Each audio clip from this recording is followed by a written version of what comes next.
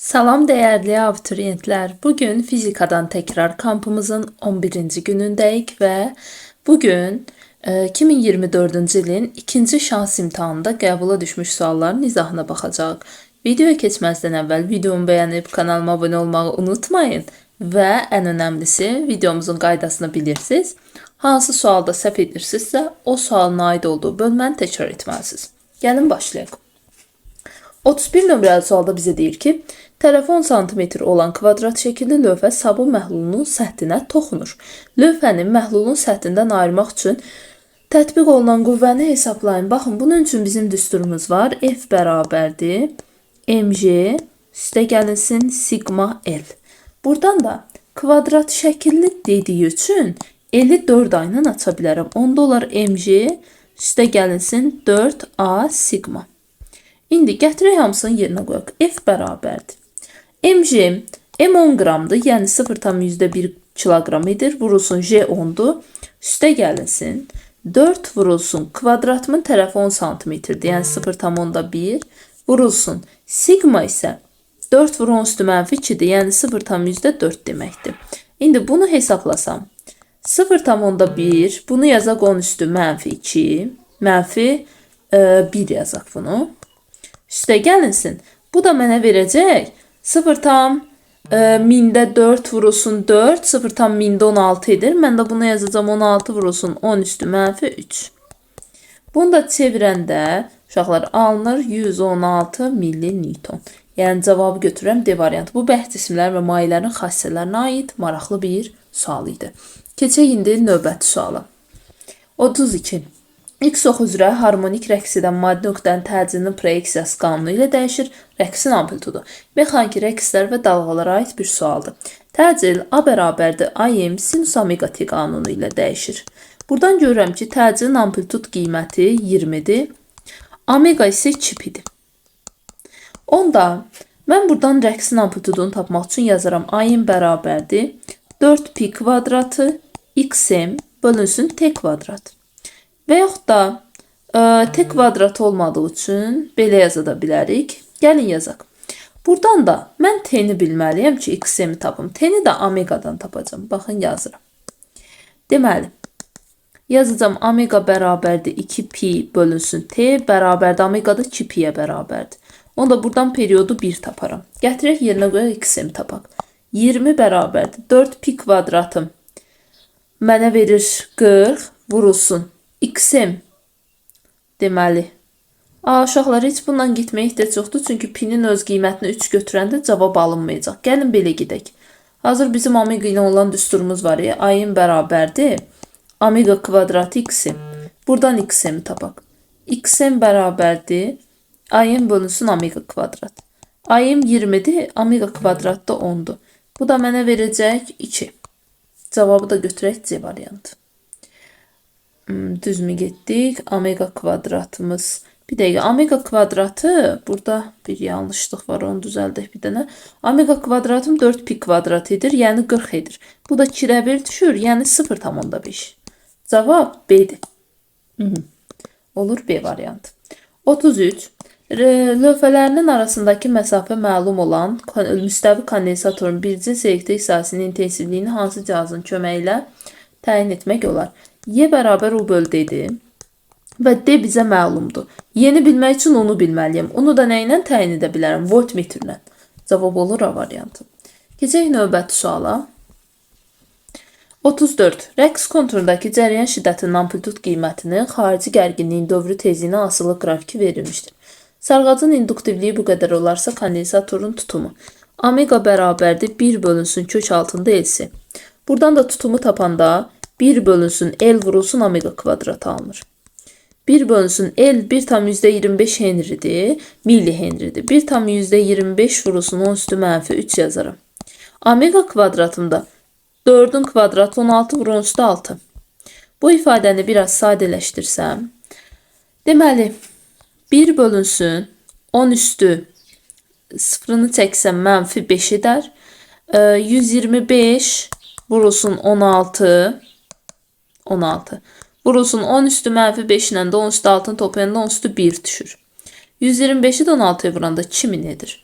Biri də 2000-ə böləndə 50 mikrofarad düşəcək. Bu da D variantı. Dəyişən elektrik cəryanına aid bir sualdır. Həm dəyişən elektrik cəryanı demək olar, həm rəqs konturunda var bu düstur. Hər ikisindən getmək olar. 35. Ferromaqnetikçiliyin sarğıçdan çıxarılması nəticəsində B bərabərdir, mü bərabərdir. B bölünsün B sıfırdır. Əgər içliyi çıxardıramsa mü azalır, mü azalırsa B də azalır. Bunlar getdi.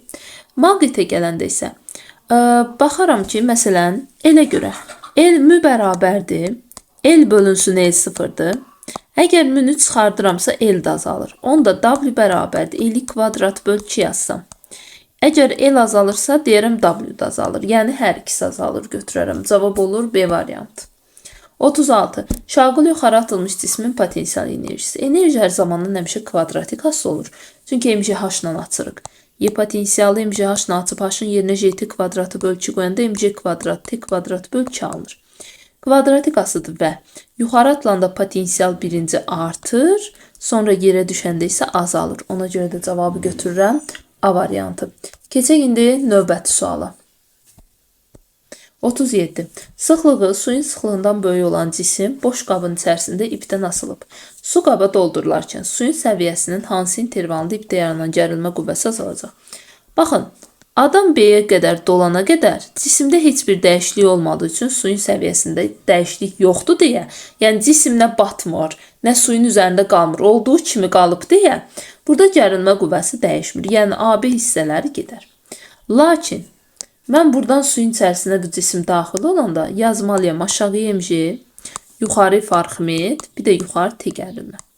T gərilmə MG çıxılsın F-Arximeddir. F-Arximed də Romayi və batan J ilə açıram. Baxın indi. Mənim bu su dolduqca cismin suya batan hissəsinin həcmi artır. V batanım artırsa çıxılanım artır, onda fərqim azalır. Yəni gərilmə qüvvəsi BC hissəsində azalır. Bu da getdi. Lakin C hissəsinə çatdı. Bundan sonra artıq Arximed və s. dəyişmədiyi üçün də gərilmə qüvvəsi də dəyişməz. Yəni cavab olur yalnız BC. C variantı. Arximed qüvvəsinə aid sualdır. 38. Qapalı qabdakı mayenin üzərindəki buxar molekullarının konsentrasiyasının mütləq temperaturdan asıllıq qrafikinin verilmiş hissələrində buxarın kütləsi. Qapalı qabı görən kimi V konstant olur. V konstantdırsa və 1-2 prosesində NT-dən kvadratik asıdırsa, bu doyan buxardır. Doyan buxarın kütləsi də temperaturla düz asılı olur. Yəni 1-dən 2-yə temperatur artdığı üçün buxarın kütləsi də artar. 2-3, əgər həcm sabit olanda konsentrasiya sıxlıq dəyişmirsə, bu doymayan ideal qazdır. İdeal qazda da izotermik, izoxor, izobar proseslərdə buxarın kütləsi dəyişmir. Cavab götürürəm C variantı. Bu həm MK-nin, həm doyan doymayana aid bir sualdır. Keçək indi növbəti suala. 39. Cismə təsir edən qüvvənin modulu, yerdəyişmənin modulu və bu qüvvə ilə yerdəyişmə vektorları arasında qalan bucağın kosinus hasilinə bərabər olan fiziki kəmiyyət qüvvə və yerdəyişmə kosinusa bərabərdir. Bu nədir? Bu işin düsturudur da. Sabit qüvvənin işinin cavab A variantı. Keçək 40 nömrəli suala. Bir cins maqnit sahəsinə çevrə üzrə bərabər sürətlə hərəkət edən zərrəciyin yükünün modulu. F Lorentz bərabər QVB yazıram. Lorentzi MA ilə açıram. Və bu iki bərabərlikdən A-nı da açaraq QVB qalsın yerində, A-nı da V kvadrat böl R ilə açaram. V-lərimin biri gedər. V yerdə qalan V-ni də tapanda QBR alaram. Və bizdən də nə istəyir? Yükünü istəyir. Q'nü də tapanda V bölünsün BR alınır. Amma fikir verirsinizsə burada tezlik verib. Yəni sürəti mən buradan açmalıyım 2pi nü ilə. Onda 2pi nü ilə açanda R'lər ixtisar gedir. Niyə ixtisar gedir? Çünki 2pi nü R olur da 2pi R'dir düstur. R'lər getdiyi üçün 2pi nü bölünsün B qalır sadəcə. 2pi nü bölünsün B olmalıdır. Hə, bir dənə burada qabaqda da M var. M'i unutmuşam. 2pi nü M bölünsün B qalır. Cavab A variantı. Keçək növbəti suala. 41. Maddi nöqtənin çevrə üzrə bərabər sürətli hərəkətində radius vektorunun dönmə bucağının zamanda asıllığı verilib bucaq sürəti. Omega bərabər fi böl T. Bu asandır. Fini 24 götürürəmsə zaman 8 olur. 24 də 8-ə bölüb cavabı 3 tapıram. Yəni cavab olur Y variantı.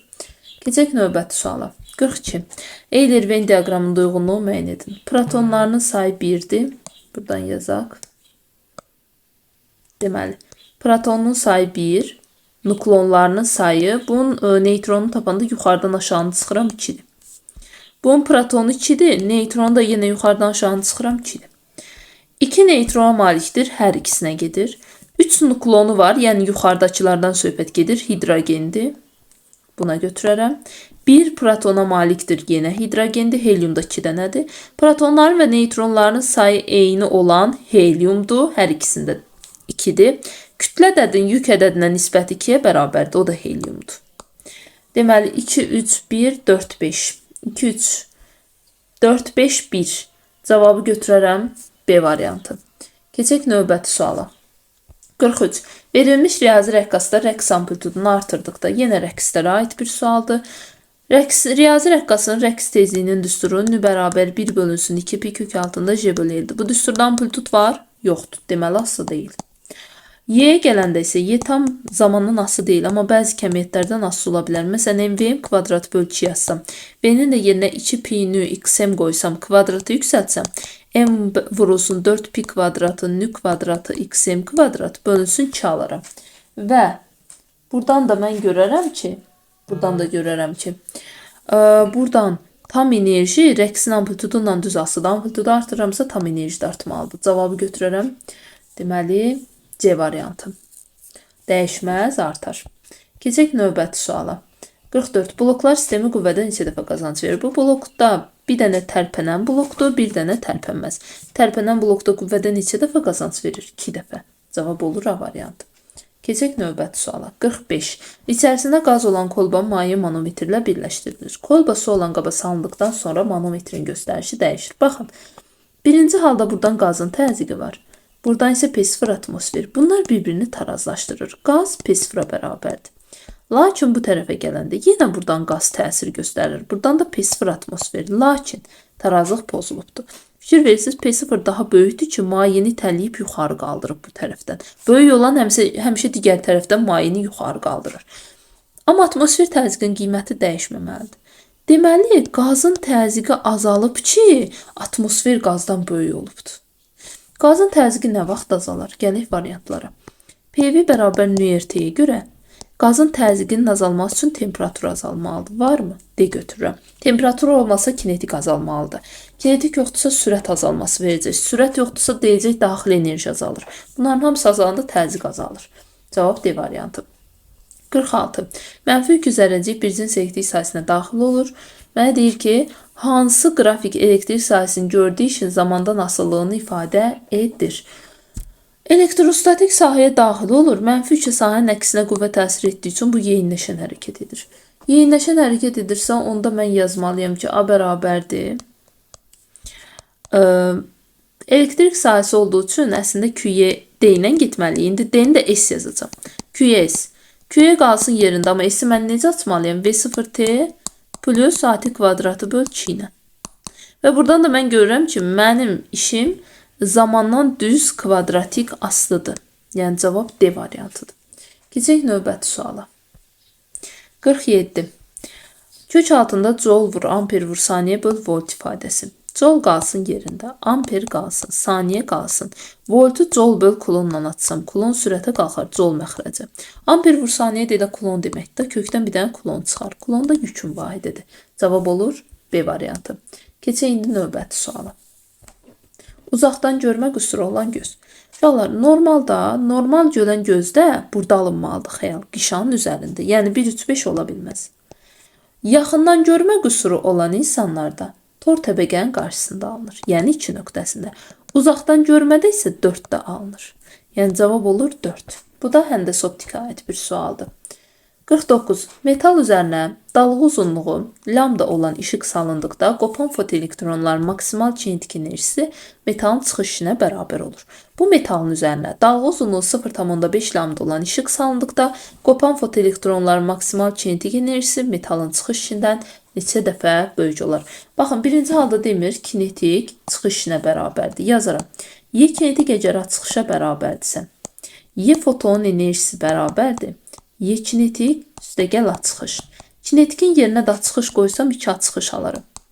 Y fotonun enerjisini açaram. H bölü lambdadır. Bərabərdir. 2 çıxış qalsın yerində.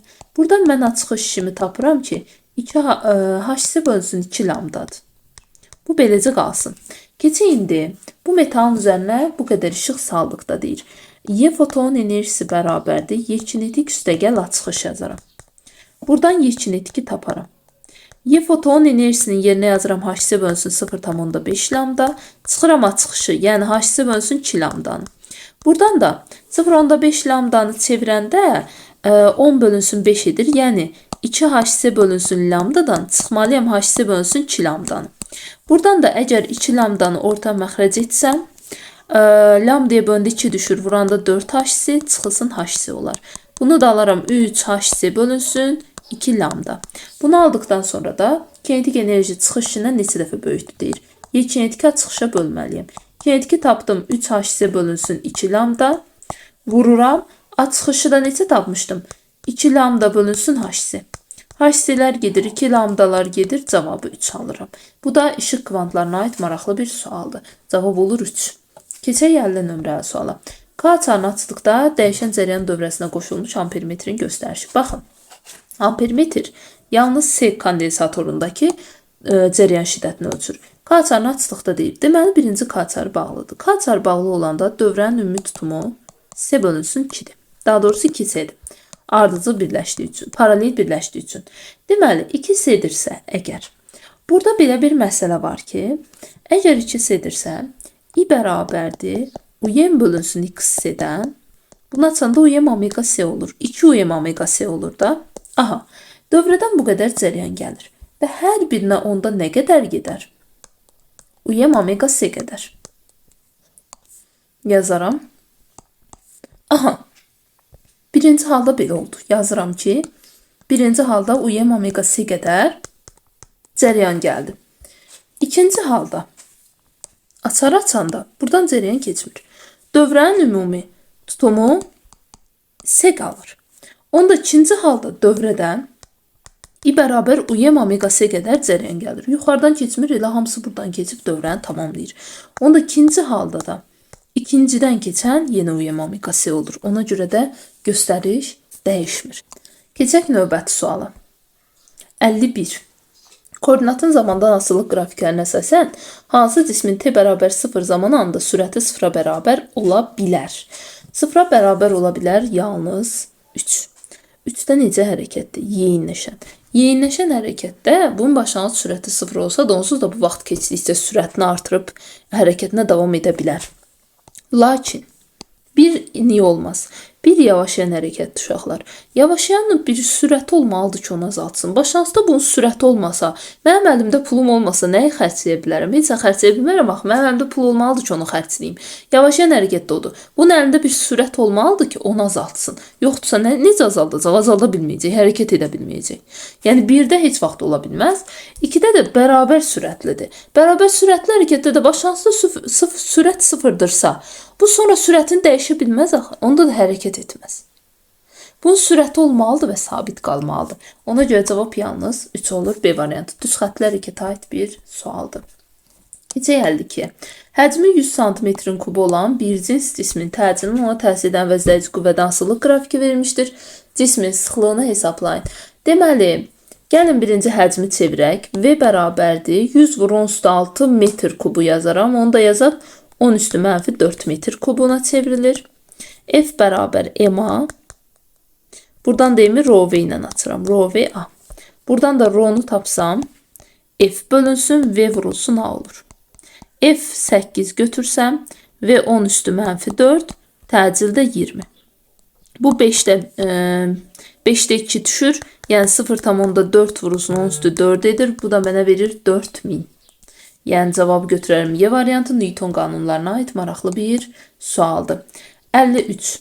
1 millimetrdə 500 ştrix olan difraksiya qəfəsində alınan spektirdəki maksimumların ən böyük tərtibini hesablayın. Baxın, L var, M var. Qəfəs periodumu tapa bilərəmmi? L böl N-ə görə. Bərabərdir. 1 millimetrimin kvadratını çevirərəm, yazaram ki 10^-3 metr kvadratıdır, metrdir daha doğrusu. N də 500'dür. Bu sürətə qalxanda 0,2 vurulsun 10 üstü mənfi 5 olur. D bərabərdir K lambda. K-nı da buradan tapanda D-ni lambdaya bölməliyim. D deməli 0,2 vur 10 üstü mənfi 5'dir. Lambda da 0,4 vur 10 üstü mənfi 6'dır. Bu 2'də 1, yəni 0,5 edir. Vurulsun 10 üstü 1. Bu da mənə 5 verir. Cavab da olur elə 5. Bu da dalğa optikasına aid maraqlı bir sualdır uşaqlar. 54. Hansı mülahizələr doğrudur? Bir cisim maqnit sayəsində qapalı keçirici ABCD konturunu hərəkət etdirdikdə CD hissəsində hərəkət etdirirəmsə %100 induksiya cərəyanı yaranmalıdır. EHQ yaranır. İkinci olaraq induksiya cərəyanı yaranır. Hərəkət varsa EHQ yaranırsa induksiya cərəyanı yaranır. Cərəyana gələndə isə hansı istiqamətdə axır deyəndə sağ əl qaydasından istifadə edirik. B ovca daxil olub 4 barmağımızı cərəyan istiqamətdə fırladanda uşaqlar belə bir vəziyyət alır əlimiz. Siz də buna uyğun tutun, amma sağ əli tutun. Amma belə bir vəziyyət alır. Onda da 4 barmağım aşağı baxır. Ona görə C-dən D-yə doğru istiqamətində axır. Cavab olur 1, 3, 6. Elektromaqnit induksiya qanununa aid maraqlı bir sualdır.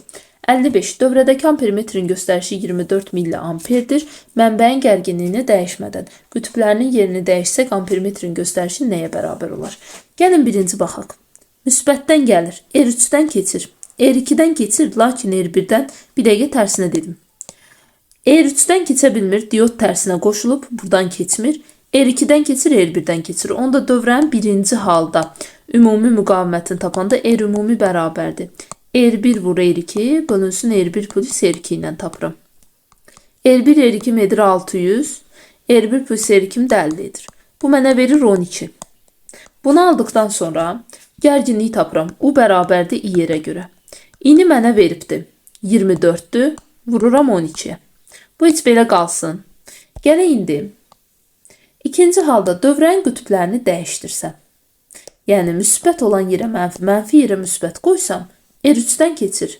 R2-dən keçir, amma R1-dən keçmir bu dəfə. İkinci halda ümumi müqaviməti tapanda R2 vurulsun R3, bölünsün R2 üstə gəlsin R3 yazmalıyım. Bərabərdir. R2 ilə R3-ün hasili 80'i 20'yə vururam 1600, bölürəm 100'ə. Bunlar ixtisar gedir, cavabı 16 alıram. Sonra da ikinci halda İni istədiyi üçün U bölü R yazıram. U'nu neçə almışdım? 24 vurulsun 12, bölünsün 16 yazıram. Bunu da elə mən apara bilərəm 8'i ixtisar 2, bunu 8'i ixtisar aparam 3, bu da gedər 2 ilə 6, bu mənə verər 18 milliamper. Deyə bilərsin, niyə gərginliyi gətirib ikincidə yerinə qoyduq? Çünki gərginliyi dəyişmədən deyir. Yəni hər iki halda gərginliklərin bərabərdir. Ona görə. Keçək. 56. Yalnız sabit sürtünmə qüvvəsinin təsiri altında 20 metr bölü saniyə başlanğıc sürətlə hərəkət edən cisim 4 saniyədən sonra dayanır. Baxın, yalnız sürtünmə qüvvəsinin təsiri altında hərəkət edirsə son sürət 0'dır, yavaşlayan hərəkət edir. Onda yazaram ki, T tormuz müddəti bərabərdir V0 bölünsün A, A-nı da müjə ilə açıram. V0 bölünsün müjə. Buradan da müyünü tapıram. Sürtünmə qüvvəsinə aid maraqlı bir sualdır. V0 bölünsün JT olur. V0 20'dir, JT də 40 edir. 2'də 1, yəni cavab edir 0,5. Keçək indi növbəti suala. 57. Bir cins elektrik sahəsinə daxil olan zərrəciklər üçün uyğunluğu müəyyən edin. Deməli, müsbət yükü zərrəciyə sahə istiqamətində qüvvə təsir edir. Mənfi yükü zərrəciyə sahənin əksinə yüksüz zərrəciyə qüvvə təsir etmir. Yüksüz zərrəcik neytrondur. Neytron qüvvə təsir etmədiyi üçün o bərabər sürətlə hərəkət edir. Y gedir və D gedir. Birinci protondur. Qüvvə və sürət eyni istiqamətdə olduğu üçün Y inləşəndə B gedir, A gedir. İkinci yavaşayandır. Yavaşayanda isə C gedir. Bir də qrafik başqa da heç nə getmir. 1'ə A, B, 2'yə C, 3'ə də D, Y variantları gedir. Gələk indi açıq suallarımızın izahına. 58'də deyir ki, təsvir edilmiş təcrübədə K çarının qapalı halında nal şəkilli maqnitin qolları arasındakı AB naqili maqnitdən itələnib. Dövrədəki reostatın C sürgüsünü sola sürüşdürdükdə alfa bucağı necə dəyişər? Sürgünü sola sürüşdürəndə bu aktiv hissədir. Aktiv hissənin uzunluğu artır. Aktiv hissənin uzunluğu artırsa R bərabər rho L bölü S-ə görə, L artırsa deyirsiniz R də artır. R artırsa I bərabər U bölü R-ə görə, R artırsa deyirsiniz I də azalmalıdır. Bunu tapdım, bu bir kənarda dursun. Gəlirəm bu tərəfə. Burada Naqilimdə aşağıya doğru mj ağırlıq təsir göstərir. Onsuz bu tərəfə də F amperi veribdir. Və burada mən alfa bucağı veribsə, ipin gərilmələrini proyeksiya ayıram. Baxın, bucaqla bitişik tərəfə deyirəm T kosinus alfadır. Bucaqdan uzaq olan tərəfə deyirəm T sinus alfadır. T yazaq buna. T sinus alfa. Fikir verirsə, bunlar bir-birini tarazlaşdırır. T kosinus yuxarı, mj aşağı yazaram. T kosinus alfa bərabərdir mj-yə. F ilə də T sinus alfa bir-birini tarazlaşdırır. T sinus alfa bərabərdir F amperi. Bunları belə birləşdirsəm, T'lər gedər, tərəf-tərəfə bölsəm. F amperi mj-yə böləndə mənə verəcək sinus alfa bölünsün kosinus alfa. Sinusun kosinusa nisbəti tangens alfa verir. Yəni F amperi buradan tapıram ki, mj tangens alfadır. Bunu aldıqdan sonra F amperi bərabərdir IBL yazaram. Baxaram ki, cərəyan şiddətini nə tapdım? Azalır tapdım. Onda amper də azalır. Amper azalırsa bucaqla düz asıdır. Bucaq da azalmalıdır. Deməli, onda alfa bucağı azalır. Bu şəkildə misalımızı həll edirik. Maraqlı sualdır. Keçək 59. Gravitasiya sahəsinin intensivliyinin yer səthinə olan hündürlükdən asılı qrafiki vermişdir. A nöqtəsinə uyğun hündürlük. Düsturumuz var. J bərabərdir. J0 bölünsün 1 üstə gəlsin H bölü R-in kvadratı. Baxın, J-nin yerinə J0 bölü 4 qoyuram. Bərabərdir. J0 qalır yerində. 1 üstə gəlsin H bölü R-in kvadratı da qalır yerində. J0'lar gedir. İfadənin tərsinə çevirirəm. 4 bərabərdir. 1 üstə gəl H bölü R-in xaricdən kvadratı. Hər tərəfdən kök alıram. 2 bərabərdir. 1 üstə gəlsin H bölünsün R-ə. Buradan H bölü R bərabərdir 1-ə. Onda H bərabər olur R-ə. Deməli, H bərabər R hündürlükdə yaza bilərəm. Bu da ağırlıq qüvvəsinə aid bir sual idi. 60. Verilmiş kütləli ideal qazın daxili enerjisinin dəyişməsinin ona verilən isti miqdarından asılı qrafiki şəkildə kimdir? Uyğun düsturlardan istifadə edərək qazın həcminin mütləq temperaturdan asılı qrafikini çəkin. Baxın uşaqlar, qrafikdə verilənlərin nisbəti həmişə tangens alfa olur. Delta bərabərdir tangens yazaram. Neçə dərəcə? 45. Tangens 45-də 1 alır. Onda delta 2-yə bərabərdir. Delta termodinamikanın birinci qanuna görə nə vaxt 2-yə bərabər olar? İş 0 olsa. İş nə vaxt 0 olar? Həcm sabit olsa. Deməli, V konstantdır. Onda məndən də V-nin T-dən asılılıq qrafikini istəmir. Deməli, həcm sabitdir. Sabitdir və daxili enerji burada artdığı üçün temperatur artır. Baxın, məndən istədiyi qrafik budur. Bu şəkildə çəkirik.